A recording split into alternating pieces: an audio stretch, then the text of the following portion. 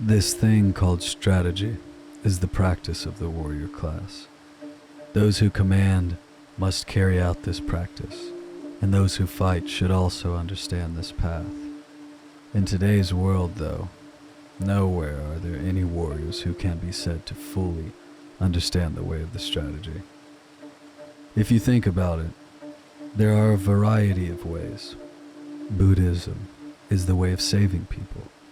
The Confucian way is that which correctly guides those on the way of study. The person called a doctor practices the way of curing illness. And then there is the poet, who teaches the way of verse. There are also connoisseurs, the archer, and the practitioner of many other arts and skills, who all practice as they see fit and as is their liking. Few, however, care to follow the path of the warrior. First of all, a warrior has what are called the dual paths of scholarship and warfare to follow, and must have a liking for both of these ways. Even if he is physically clumsy and unsuited for this path, a man of the warrior class must put aside and train diligently in the way of soldiery. Furthermore, if you ask a warrior of one of the great houses what he truly thinks, he will tell you that the warrior must simply acquire a taste for what is called the way of death. However, as far as the way of death is concerned, it is not limited only to the objectives of warriors. Monks, women, anyone from peasants on down can, out of duty or shame, take it upon themselves to die. It is no different. In the practice of strategy, that is the warrior's way, what is essential is to overcome one's adversary, no matter what, on whatever the field, whether it be in single combat or against multiple opponents, in order to achieve fame and honor for one's lord and oneself. This alone is virtue in soldiery. There are, though, probably some in the world who think that even if they learn the way of strategy, when the real time comes, it will be of no use. With regard to this opinion, to train so that it will be useful at any time, and to teach so that it will be useful in all things, this is the true way of strategy. Regarding the way of strategy, from China to Japan, those who pursue this way are known as experts in strategy. Not to study these methods is unthinkable for members of the warrior class. These days, everywhere there are people who go around calling themselves practitioners of strategy, but they only know swordsmanship. In the province of Hitachi, priests are claiming to have received instruction directly from the gods, have established styles, and travel from region to region, teaching them to people. This is a recent thing. From long ago, we had the 10 abilities and 7 arts, and achieving advantage is known as one of the arts. But this certainly is not limited to swordsmanship alone. With what is gained from just fencing, it is hard to understand swordsmanship itself, and of course, you will not realize the true principles of strategy. Looking around the world, you see the various arts being sold as commodities, and people even thinking of themselves as goods for sale. And when they make their equipment, they think of that as something to sell as well. This is like separating the flower from the fruit, with the fruit here being quite less than the flower.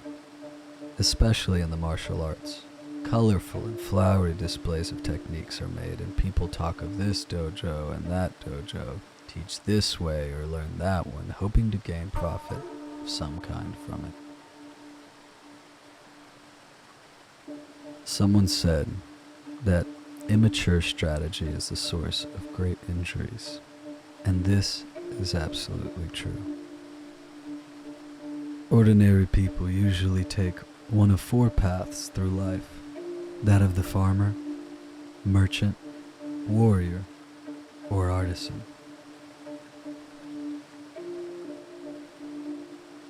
First is the way of farming.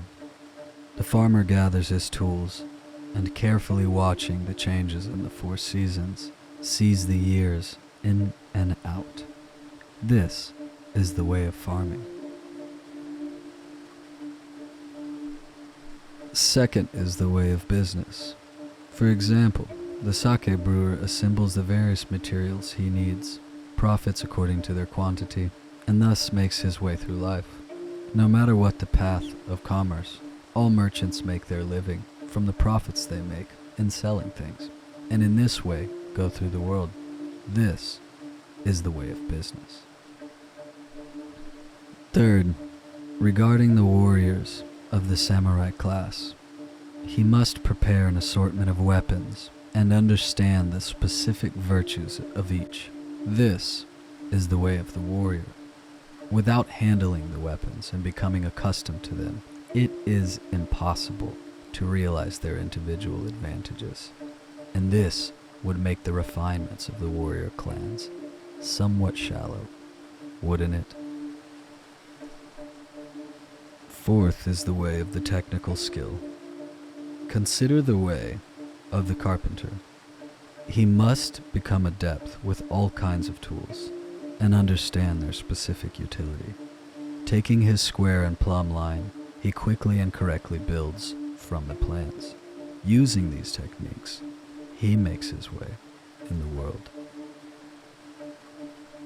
Military strategy can be explained by comparing it to the way of the carpenter and discussing the thing called a house.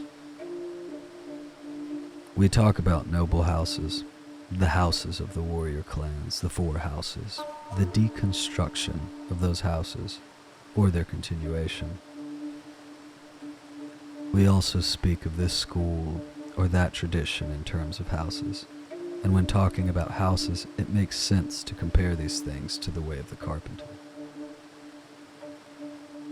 Also, the word carpenter is written with the characters great and skill. Since the way of strategy too requires great skill, I have chosen to liken it to that of the carpenter. If you want to learn the practice of war, use these writings as a guide for your thinking.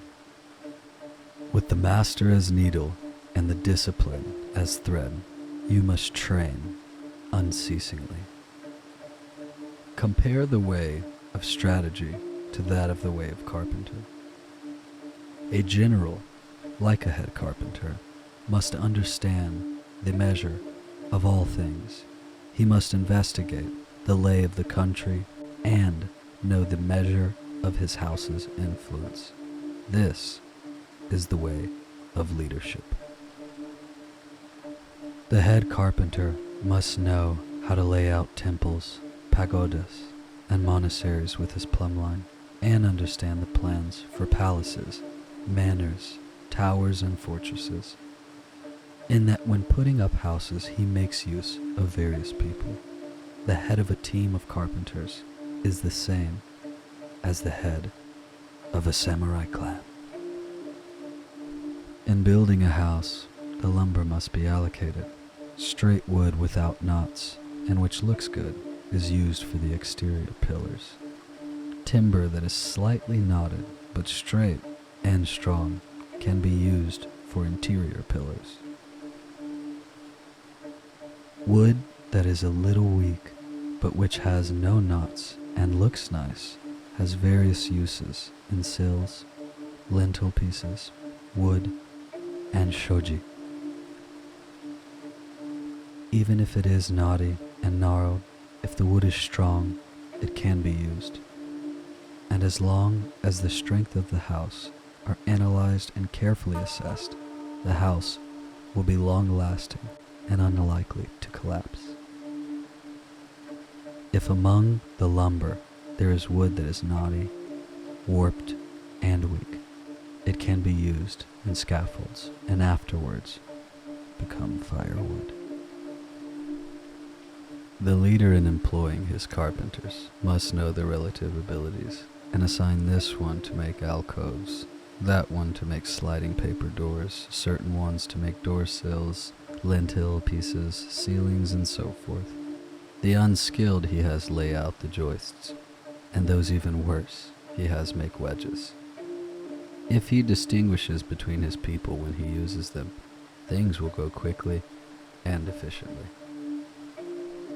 Determination and action, efficiency, vigilant attention to details, comprehending form and function, understanding high, middle, and low levels of energy, and how to create morale, apprehending the intangibles. Everything of this kind, these are all things that are in the mindset of the head carpenter. The principles of military strategy are the same. The way of soldiery. Like a foot soldier, the carpenter sharpens his tools by hand, assembles them, and puts them in his carpenter's box to carry.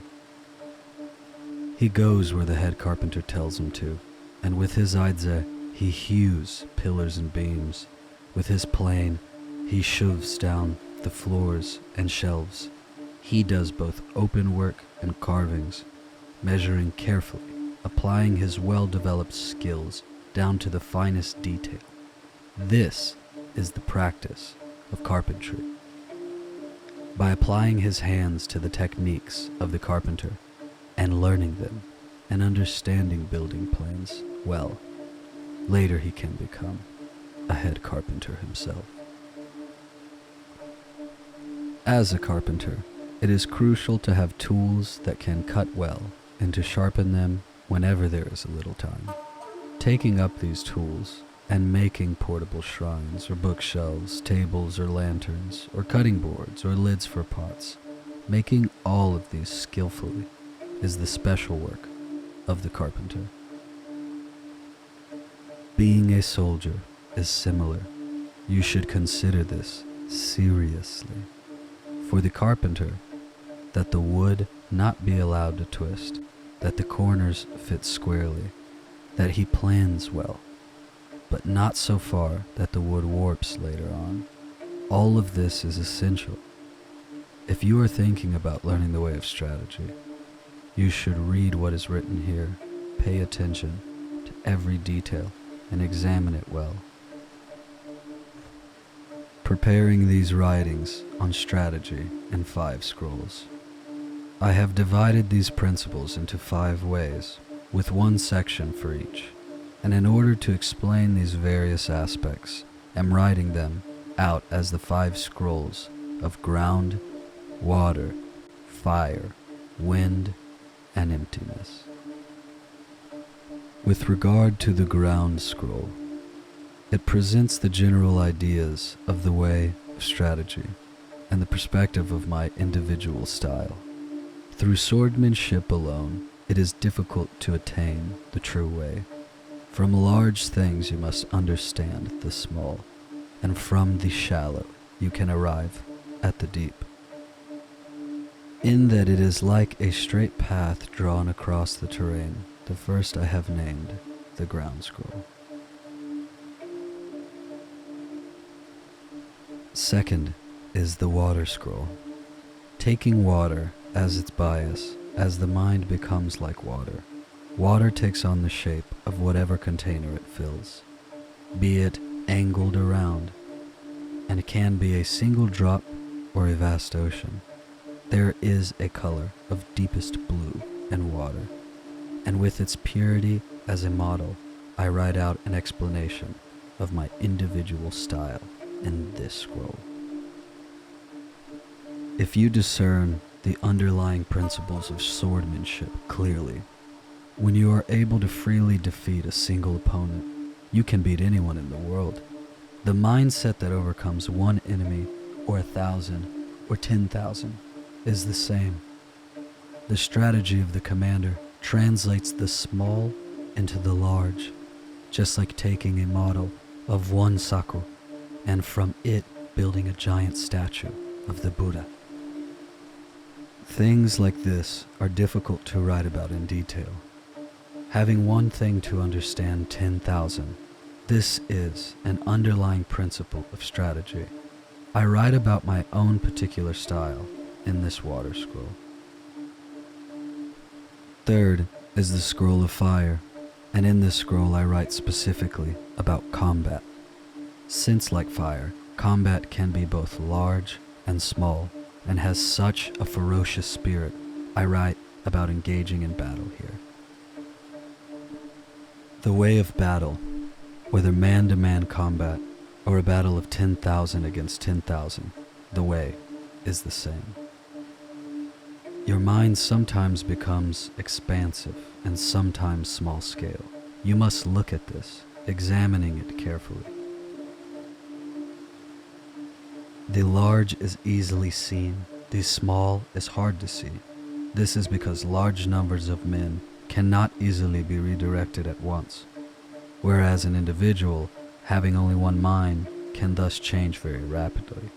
For this reason, it is difficult to acquire an understanding of the small scale. You need to investigate this thoroughly. This fire scroll explains how, because of the instantaneous nature of battle, to train daily to think of combat as being just like your everyday life, and to have an unwavering spirit. All are vital in strategy. Accordingly, I write about battle and single combat in the fire scroll. Fourth is the wind scroll. In this scroll, I entitle Wind. I do not discuss my own particular style, but instead here write about the various other schools of strategy in the world today. When we speak of a wind meaning style, we talk about old style, modern style, or the style of the house of this or of that one. I write explicitly about the techniques of the assorted schools of strategy that are around, so this part is called Wind. If you do not understand others, it is difficult to analyze yourself. In all ways and in every instant, there are thoughts that deviate from the way, as they are called. Even if you can say that you are striving hard every day on a particular way, if your heart strays from it, though you may think it is a good path, when viewed objectively, it is not the true way. If you do not perfect the true way, and your mindset becomes slightly skewed, later it may become greatly awry. You should examine this. Other schools of strategy most people think of as being just swordsmanship, and this is understandable. However, the principles and techniques of my own strategy have a different meaning. In order to explain what is known in this world as strategy, I call the scroll Wind, and in it write about other styles. Fifth is the scroll of emptiness. In writing about emptiness in this scroll, since I am talking about emptiness, there is nothing to be called the depths or to be called the entrance. Once you have acquired the principles of the way, you let go of them. In the way of strategy, you become naturally free and gain an extraordinary power. You understand the appropriate rhythm of any given moment, spontaneously strike, and naturally hit your mark. All this is the way of emptiness. How one naturally enters the true way, I put in writing as the scroll of emptiness.